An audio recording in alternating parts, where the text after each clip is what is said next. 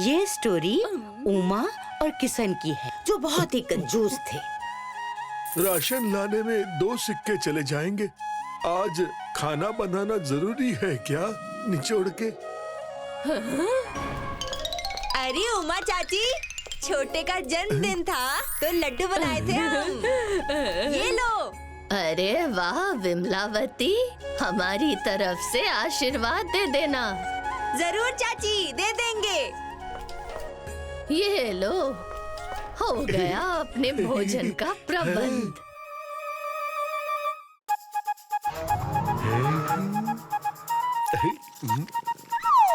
वाह वाह वाह वाह वाह, क्या बात है। अरे ये मैंने क्या कर दिया? मैंने अपने इतने स्वादिष्ट लड्डू को खत्म कर दिया। इसने तो मेरी भूख मिटाने की जगह और बढ़ा दी, निचोड़ के। तुम्हारी भूख मिटाने के चक्कर में पोटली में रखी मुद्राओं का नामो निशान मिट जाएगा। थोड़ा नियंत्रण रखो। ठीक है, भूख पर तो नियंत्रण कर लूं, मगर इस जीभ पर से लड्डू का स्वाद और नाक से लड्डू की खुशबू जा ही नहीं रही है। चलो ध्यान भटकाने के लिए सो जाते हैं। लड्डू, अब तो रहा नहीं जा रहा। हाँ, मुझे भी। ये रहे सिक्के और इस पर्ची में लड्डू बनाने का सामान लिखा है। थोड़ा थोड़ा ले आओ। वाह, तुमने तो मेरे पेट की बात छीन ली। मैं अभी आया निचोड़ के।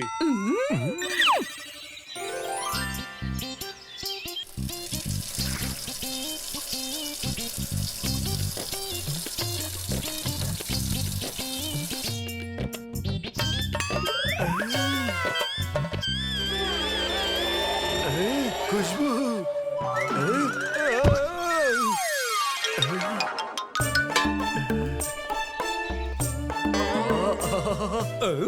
वाह, क्या खुशबू है।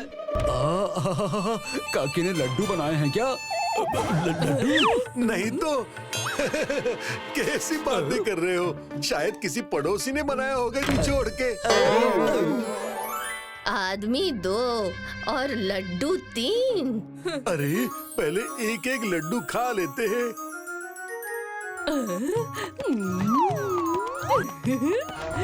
वाह, स्वादिष्ट। वाह।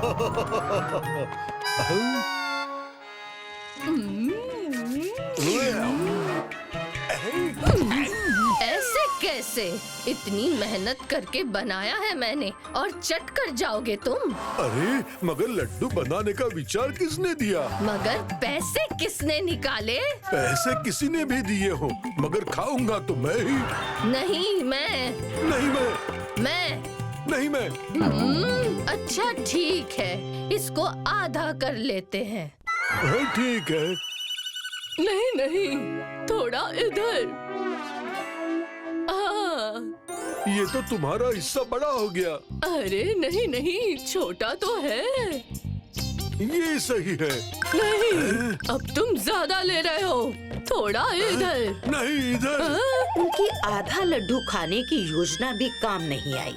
आखिरकार उन्होंने एक शर्त रखी कि दोनों एक दूसरे से बात नहीं करेंगे और जिसके मुंह से पहला शब्द निकलेगा वो शर्त और लड्डू दोनों ही हार जाएगा।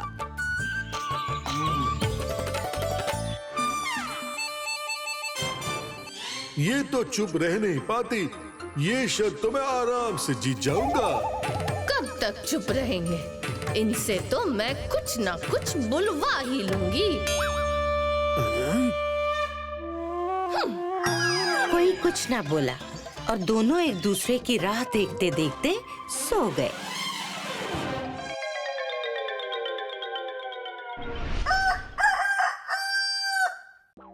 उठ गया तो मुंह से कुछ निकल न जाए। सो जाता हूँ। अच्छा, मैं भी सोती रहूंगी, ना उठूंगी ना कुछ बोलूंगी।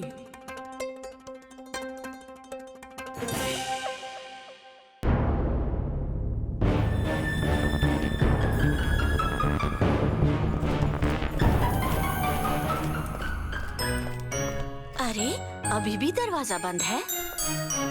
काकी, काकी, उमा काकी, दरवाजा खोलो। अरे क्यों दरवाजा पीट रही हो? गए होंगे कहीं। कहीं जाने पे दरवाजा खिड़कियाँ बाहर से बंद होते हैं, अंदर से नहीं। अंदर से बंद है? कहीं कुछ गड़बड़ तो नहीं? हम में से किसी ने भी उन्हें 2 दिन से नहीं देखा पाई छोड़ के। दरवाजा तोड़ना होगा। अरे अपने किशन काका और उमा काकी कंजूसी के चक्कर में रोटी का निवाला तक नहीं तोड़ते। दरवाजा टूट गया तो क्या करेंगे? अरे इसका समय नहीं है, तोड़ो दरवाजा पाई जोड़ के।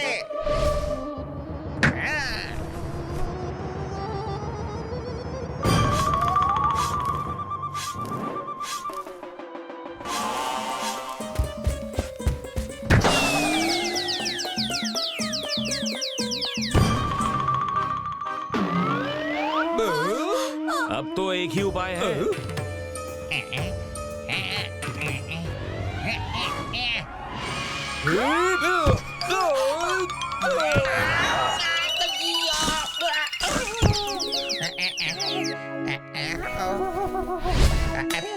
आप लोग यहाँ हैं? काका, ओ काका, हैं? अरे काकी, अरे इतना कुछ हो गया और इनकी नींद क्यों नहीं खुल रही पाई जोड़ के? कहीं हमारा शक सही तो नहीं निकला? अरे जिसका डर था वही हुआ पाई जोड़ के। काका काकी नहीं रहे। क्या? नहीं। ऐसे कैसे हो गया?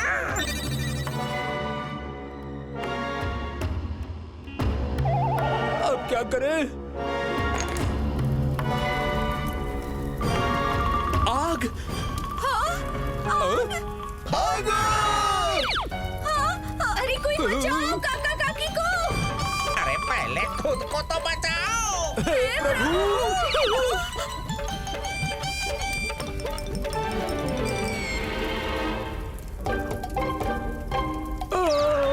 आग तो खाट तक पहुंच गई।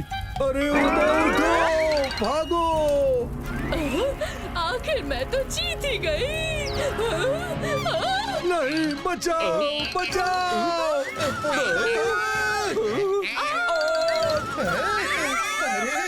काकी का भी भूत! आग! भागो!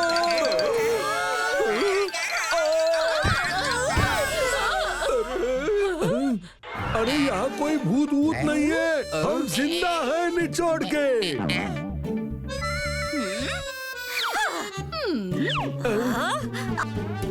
अरे हाँ, ये तो सचमुच जिंदा है। देख क्या रहे हो? आग बुझाओ।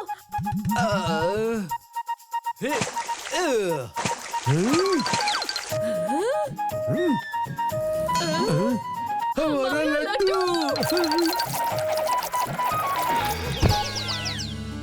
अरे ये तो जल रहा है।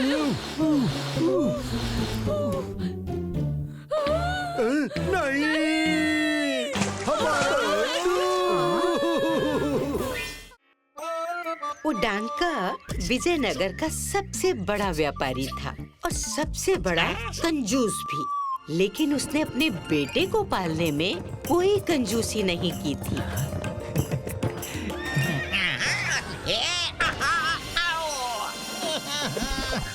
बिल्कुल लाड प्यार से एक राजकुमार की तरह उसकी परवरिश की थी। अरे मेरे प्यारे बेटे, मेरे गिरने पर तुम्हें हंसी आ रही है तो मैं फिर से गिर जाता हूँ।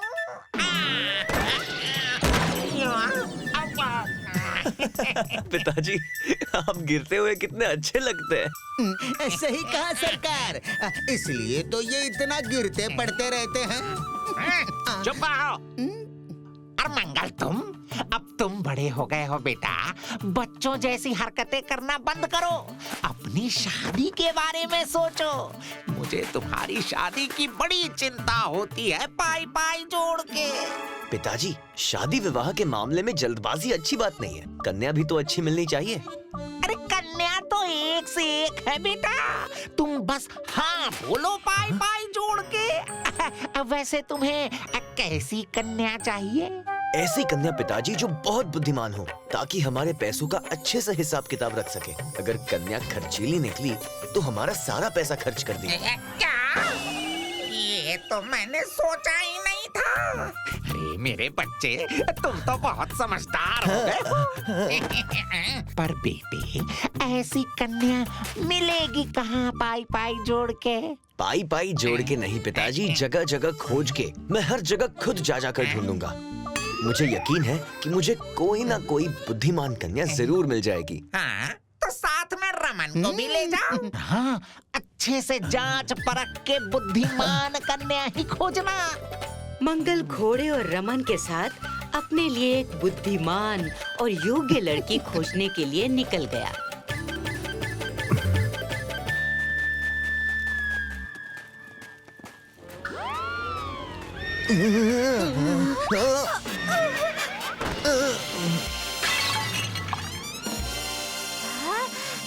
अरे अरे, ये क्या किया? दिखाई नहीं देता क्या? घोड़ा संभाल नहीं सकते तो बैठे क्यों हो? उस लड़की को देखते ही मंगल ने मन बना लिया कि वो उससे ही शादी करेगा। लेकिन उससे पहले उसे ये जानना था कि वो लड़की बुद्धिमान भी है या नहीं। हे कन्या, तुम्हारी सुंदरता अद्भुत है। मैं तुमसे विवाह करना चाहता हूँ। देखने में तो तुम भी बहुत अच्छे हो, पर विवाह के लिए तुम्हें मेरे पिताजी से बात करनी होगी। वो भी कर लूंगा, लेकिन उससे पहले मेरी एक शर्त है। अगर तुम्हें मेरी ये शर्त स्वीकार हो तो बोलो।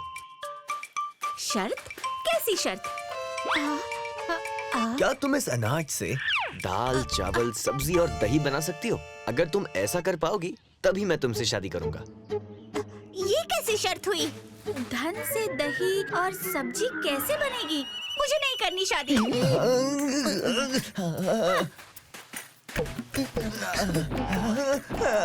मंगल समझ गया कि लड़की को उसकी शर्त समझ ही नहीं आई और वो वहाँ से अपनी खोज में आगे निकल गया।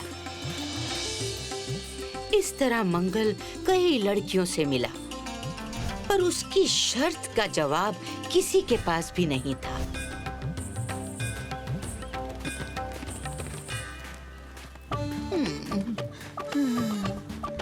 सरकार, थोड़ी देर विश्राम कर लेते हैं। चलते चलते पैर अकड़ गए हैं।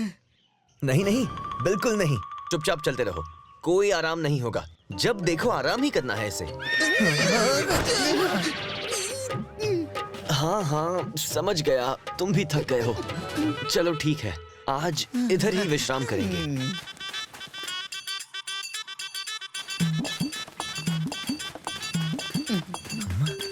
बाबा, हम यात्रा से बहुत थक गए हैं। क्या हम आज रात यहाँ रुक सकते हैं? रुक तो सकते हो बेटा, लेकिन हमारे घर में खाने के लिए कुछ भी नहीं। आज तो चूल्हा भी नहीं जला। क्यों नहीं?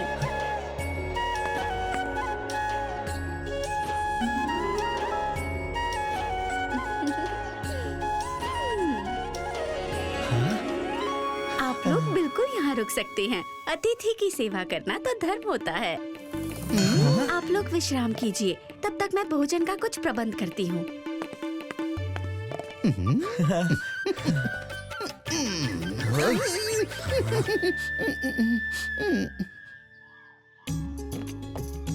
मंगल को मोहिनी बहुत अच्छी लगी।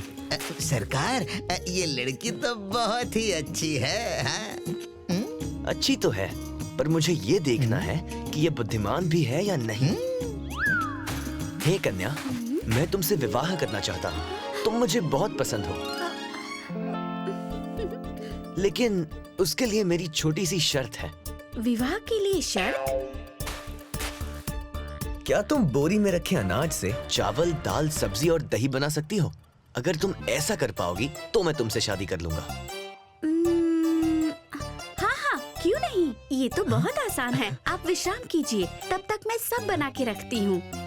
मोहिनी की ये बात सुनकर मंगल हैरान तो हुआ, पर यात्रा से वो इतना थक चुका था कि देखते ही देखते उसकी आंख लग गई और कुछ घंटे के बाद मोहिनी ने उसे जगाया। चलिए, भोजन तैयार है। मंगल हैरान होकर देखता है कि उसने जो जो बोला था मोहिनी ने सब बनाया था। ये तुमने कैसे किया? ये बहुत आसान था। मैंने पहले धान को कूटकर उससे चावल निकाले, फिर थोड़ा चावल रखकर बचे हुए चावल बाजार में बेच दिए। उससे जो पैसे मिले उससे मैंने सब्जी, दाल, तेल और दही खरीद लिया। मोहिनी की बुद्धि देख मंगल खुश हो गया। वाह, तुम तो सच में बहुत बुद्धिमान हो। मैं तुमसे ही विवाह करूंगा।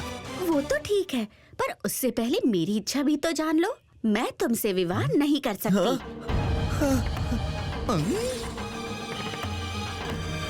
क्यों? क्योंकि तुम बहुत ही मतलबी इंसान हो। देखो तुम्हारे घोड़े की हालत, और रमन इसको देखो, दोनों कितने थके हुए हैं और तुम्हें इनकी कोई चिंता नहीं।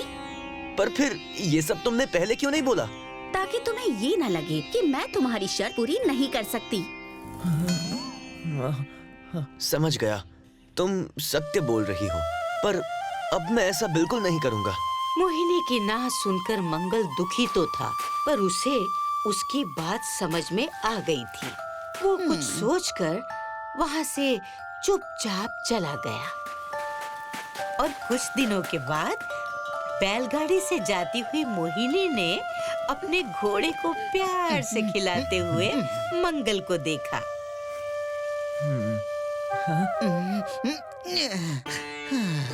सूरज सर पर आ गया है रामन। पहले कुछ खाकर विश्राम कर लो, फिर काम करना। अरे तुम? बस इधर से गुजर रही थी और तुम्हें देखा। तुम तो बिल्कुल बदल गए हो। हाँ, बस तुम्हारी उस दिन की बात समझ में आ गई। ये तो बहुत अच्छी बात है। क्या अब तुम मुझसे विवाह करोगी? मंगल अब बदल गया था, इसीलिए मोहिनी ने उससे शादी कर ली। और फिर उसने अपनी बुद्धि से उडांका और मंगल के पैसों का बहुत ही अच्छे से ख्याल रखा। अम्मा ये देखो, उधर मंगल को मोहिनी मिल गई और मुझे लाइक्स।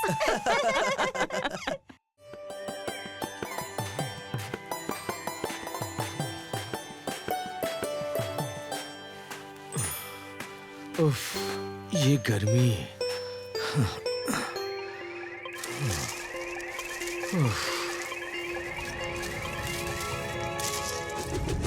हाँ? अरे मेरी मटकी कहाँ जा रही है? रुक जा, अरे रुको। ओहो, गई भैंस पानी में। अब इतने से पानी में पूरा दिन कैसे बिताऊंगा? उस साल विजयनगर में बिल्कुल बारिश नहीं हुई थी, जिसके कारण लोगों को एक बूंद पानी के लिए भी बहुत दूर जाना पड़ता था।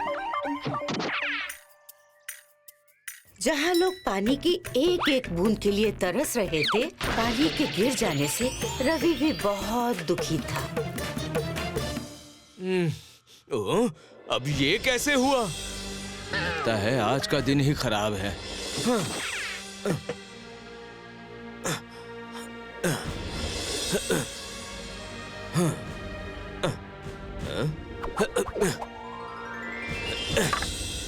अरे बेटा सुनो तो।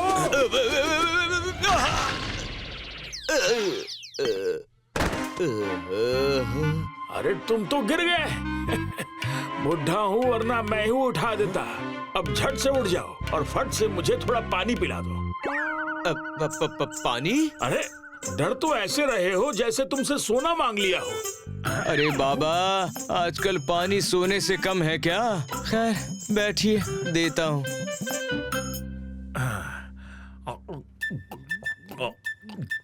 थोड़ा और पानी पिलाओ। और पानी? छोड़ो, मैं ही अपने हाथ से ले लेता हूँ।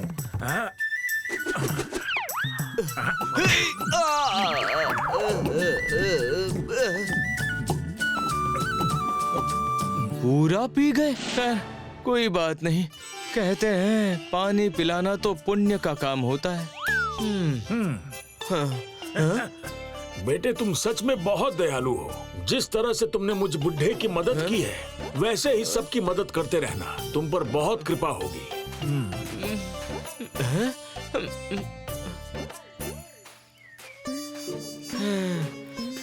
प्यास से गला सूख रहा है और बाबा ने सारा पानी पी लिया। अब क्या करूं?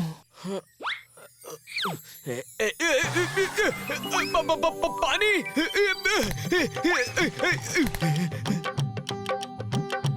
ये क्या चमत्कार है?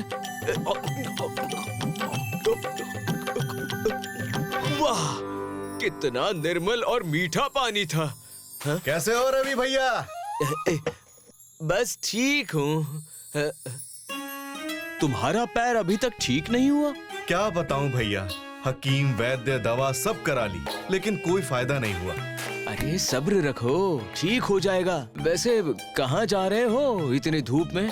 हकीम जी के पास। कल से फातिमा को बहुत तेज बुखार है, प्यास लगी है, थोड़ा पानी पिला दो। पानी तो पिला देता करीम, लेकिन मैंने अभी अभी सारा पानी पी लिया।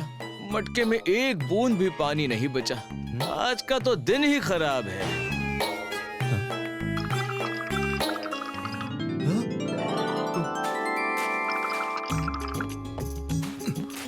क्या भैया, मैं ही मिला था बेवकूफ बनाने के लिए। वाह, ये पानी तो गुड़ की तरह मीठा है। क्या? मटके में पानी? देखो तो। अरे अरे, ये क्या कर रहे हो?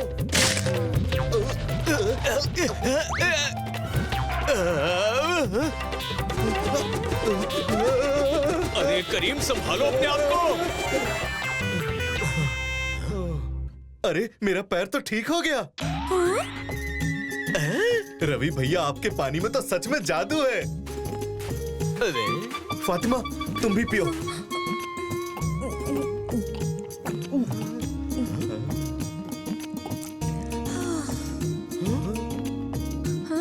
भैया, मेरा बुखार चला गया। ये पानी सच में जादुई है। अरे जो काम हकीम वैद्य नहीं कर पाए वो इस पानी ने तुरंत कर दिया। कोई जादू वादू नहीं है, ये तो बस एक इत्तेफाक है। नहीं नहीं, करीम भैया सही कह रहे हैं। ये बात तो सबको बतानी चाहिए। हाँ हाँ, जल्दी चलो। मैं दौड़कर नहीं नहीं, उछल उछल कर। नहीं नहीं, नाचते हुए। अरे सुनो, मेरा पैर ठीक हो गया। करीम सुनो तो, कहाँ जा रहे हो? रवि के जादुई मटके का किस्सा बिजली की तरह सारे विजयनगर में फैल गया। और आश्चर्य की बात ये थी कि उस मटके का पानी कभी खत्म ही नहीं होता था और लोग ठीक भी हो जाते थे। हाँ?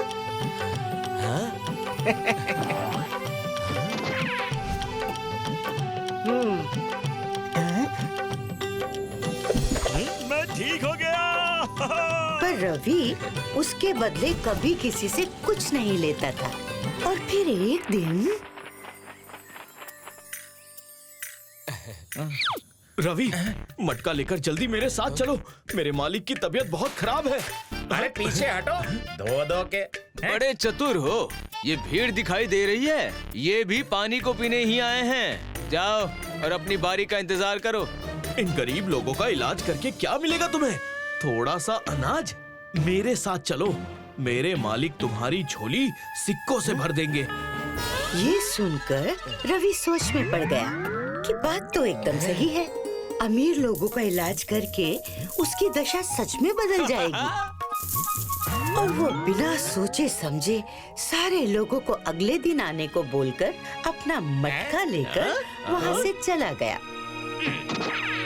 अब ये सिलसिला रोज शुरू हो गया। रवि सबको छोड़ बस अमीर लोगों का इलाज करने लगा।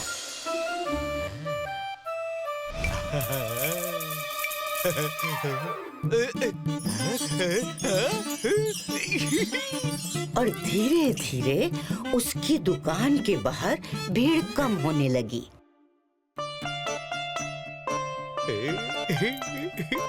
अरे बेटा,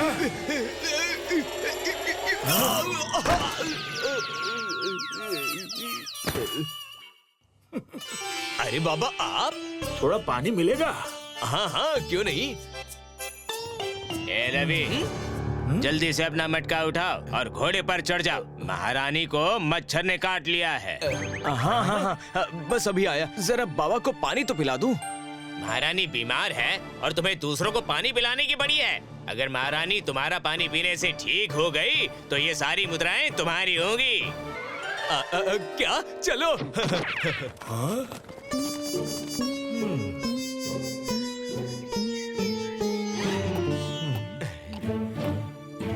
जादुई पानी का रानी पर कोई असर नहीं हो रहा था।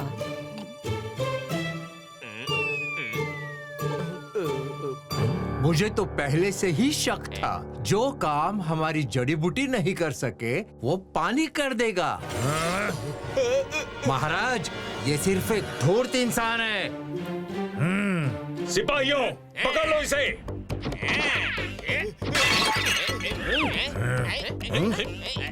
ये रहा। खोलो दरवाजा, खोलो खोलो।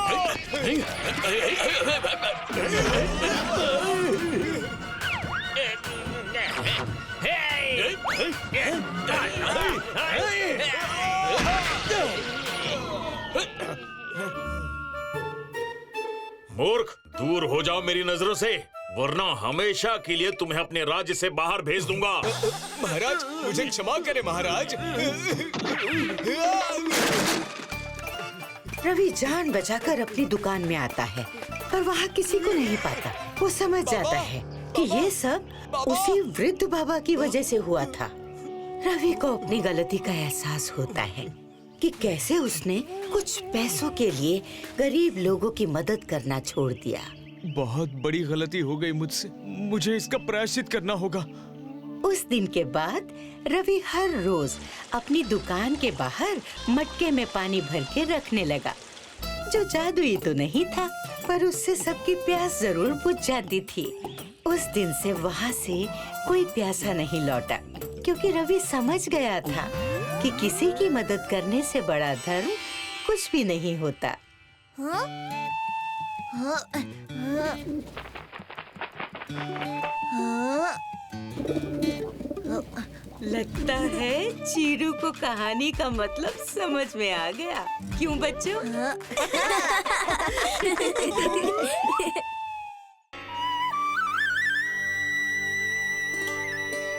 चंदू के पिता ने उसके लिए विरासत में ढेर सारी जमीन जायदाद छोड़ी थी, पर उसको उनकी कोई कदर नहीं थी, क्योंकि उसने कहीं से सुना था कि एक जादुई औषधि है।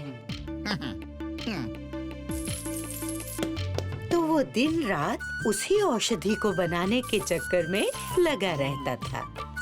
इसका फायदा उठाकर गांव वालों ने उसकी सारी जायदाद हड़प ली थी। ये जड़ी बूटी काम तो करेगा ना? हाँ हाँ, 100% काम करेगी। ये लो सिक्के।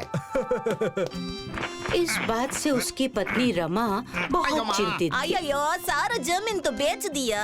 अब जो छोटा सा जमीन पड़ा है उस पर तो ध्यान दो, वरना वो भी हाथ से निकल जाएगी। सिर्फ एक बार वो सोने बनाने वाला औषधि मैं बना लूं, फिर धन ही धन होगा और सुख ही सुख।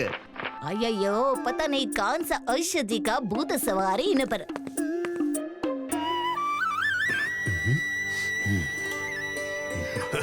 भिक्षाम देही, भिक्षाम देही।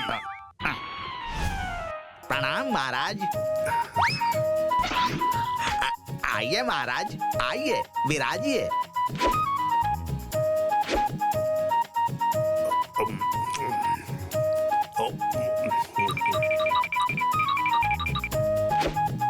पुत्र, मैं तुम्हारी सेवा से अति प्रसन्न हूँ। क्या सचमुच महाराज? फिर तो हमारा जिंदगी सफल हो गया। बस जाने से पहले एक बात बता दीजिए। मैंने एक जादुई औषधि के बारे में सुना है जो किसी भी चीज को सोने में बदल देता है। क्या ये सच है? बिल्कुल सत्य है। जब मैं हिमालय में तपस्या कर रहा था, तब मैंने उस जादुई औषधि को बनाने की विधि भी सीखी थी। क्या? मिल गया। मिल गया। मेरे को मालूम था महाराज। अब जल्दी से मेरे को वो औषधि बनाने का तरीका बता दीजिए। इसके लिए बहुत मेहनत करनी पड़ेगी। अरे इतना साल से मेहनत ही तो कर रहा हूँ। आप बस तरीका बताइए, मैं कर लूंगा। तो फिर ध्यान से सुनो। तुम्हें एक केले का पेड़ लगाना होगा और उसको रोज पानी देना होगा। बस? अरे ये तो बहुत आसान काम है। पहले पूरी बात तो सुन लो। जब वो पेड़ बड़े हो जाएं, तो ठंड के मौसम में उनके पत्तों में ओस जमा होगी। तुम्हें उन ओस को इन शीशियों में जमा करना होगा। शीशी में ओस? वो भी पेड़ लगाकर? अरे महाराज, कोई आसान तरीका बताइए। आसान तरीका? फिर तुम्हारे बस की बात नहीं। अरे रुक जाओ महाराज, रुक जाओ। आप बस उपाय बता दो, मैं पूरा जी जान लगा दूंगा उसको बनाने में। तो सुनो, जब तुम्हारे पास ओस से भरी ऐसी 5 शीशी जमा हो जाएंगी, तब उन्हें लेकर मेरे पास आना। मैं उन्हें अपनी मंत्र शक्ति से जादुई औषधि में बदल दूंगा। फिर उस औषधि की एक बूंद किसी भी चीज को सोने में बदल देगी। ठंडी का मौसम तो साल में बस कुछ महीने ही रहते हैं। ऐसे में 5 शीशी जमा करने में तो मेरी जान चली जाएगी और कई साल निकल जाएंगे। मगर कोई रास्ता भी तो नहीं है। चंदू पूरे खेत को साफ करके उसमें ढेर सारे केले के पेड़ लगाता है।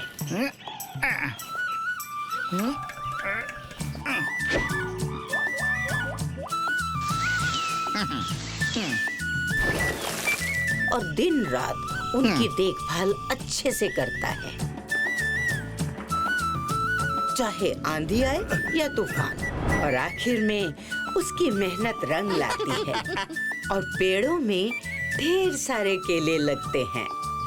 आइया, आपका मेहनत का फल देखो कितना सारा है। अब घर में चारों तरफ सोना ही सोना होगा। सोना? पर केले से सोने का क्या लेना देना? केला? अरे बेवकूफ, मैं केले का नहीं, केले के पत्तों में जमा ओस की बात कर रहा हूँ। इससे ही तो वो सोना बनाने वाली औषधि बनेगी, ऐसा वो साधु महाराज ने कहा है। आइया, ये सब तुमने केले के लिए नहीं, ओस के लिए किया। अब तुमको जा करना है करो। पहले मेरे को ये केले ला कर दो, ताकि मैं बाजार में जाकर बेच सकूं।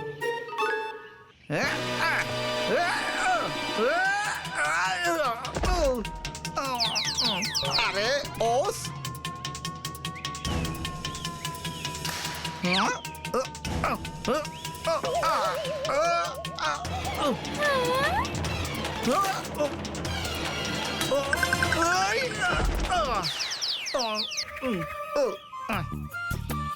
तुम्हारे चक्कर में नुकसान हो गया। अब पहले मेरे को ओस जमा करने दो।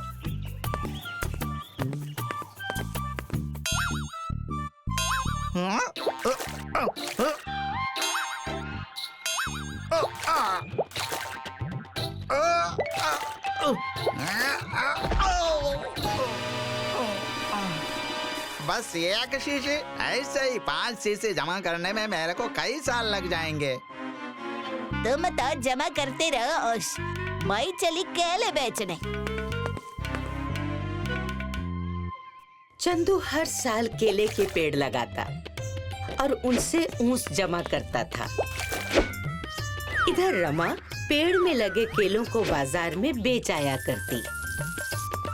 देखते देखते 5 साल बीत गए और आखिरकार चंदू ने 5 बोतलें ओस जमा कर लिए। अरे वाह, मैंने कर दिया, आखिर मैंने कर दिखाया। महाराज देखिए देखिए, ये रहे पूरे 5 शीशी ओस। अब जल्दी से अपने मंत्र से इसको जादुई औषधि बना दीजिए महाराज।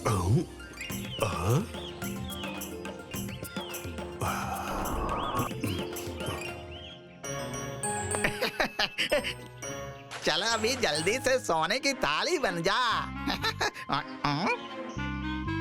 और डालता हूँ।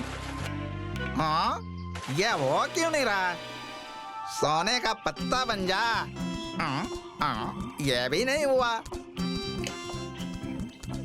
ये भी नहीं। ये काम क्यों नहीं कर रहा है जी? क्योंकि ऐसी कोई औषधि होती ही नहीं। क्या?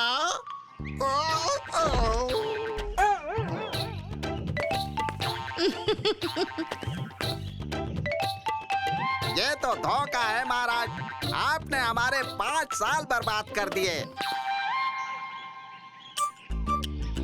अरे रमा, तुम यहाँ? और ये क्या है?